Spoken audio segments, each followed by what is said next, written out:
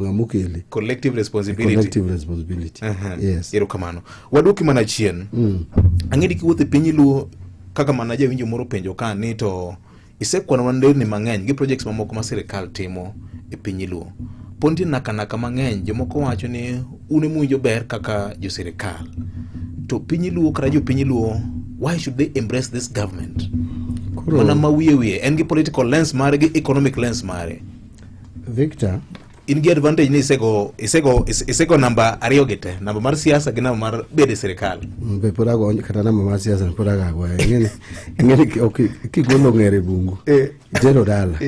Ngere no clock radial. En no ngere. But Victor, yes. Aparo ni jo wasa moro pok wang'eyo kaka bede sirikal. Emomiyo wa sijimo kwa nyalo golo weche ma samoro wawacho. Sirikal ka intie. And anaparo ni wan gi thuolo maber. Victor dwana ami example. President the Homa Bay Madaraka Day. Wan kaka jotelo ma Homa Bay ni waneno mano kaka opportunity. Kotel gi governor. So governor gi jod bura ma Homa Bay no wabedo mwago mbaka. Waneno to biro kerni ero ala mada wenwa. Bang'e no wadhi kuom ker. Jatan piny owacho. Mwadhi, mwawuoyo, mwawinjore ni jatelo kibiro nitie gik moko nyaka ten. Kono ne ginango gini wakoni wal nderni wadwano losi. Meya Homa Bay.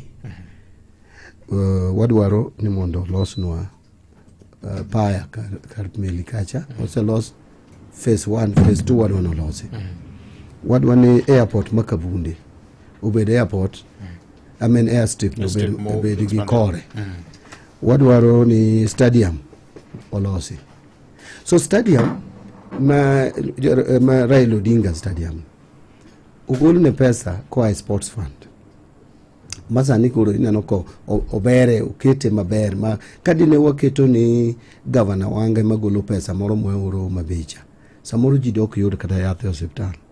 Doka pesa no tere stadium te. Pesa no wuok e sports fund. Inano ko loso stadium. Now nyocha wawacho ni ndirni ma Homa Bay wadono loso ben maber kabisa.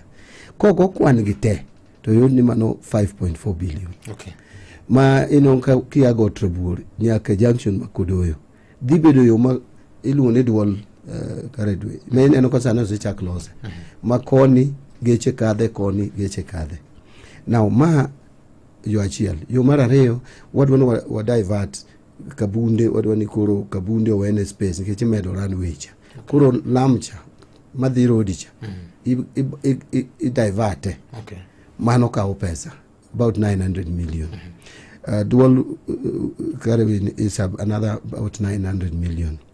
Then one yore moke yeka machalo yore madhi Tomboya University, yo madhi county headquarter, yo moro nitiere ma atoto kendo konya okadho but plot na gepeny kamora gere plot kanyo.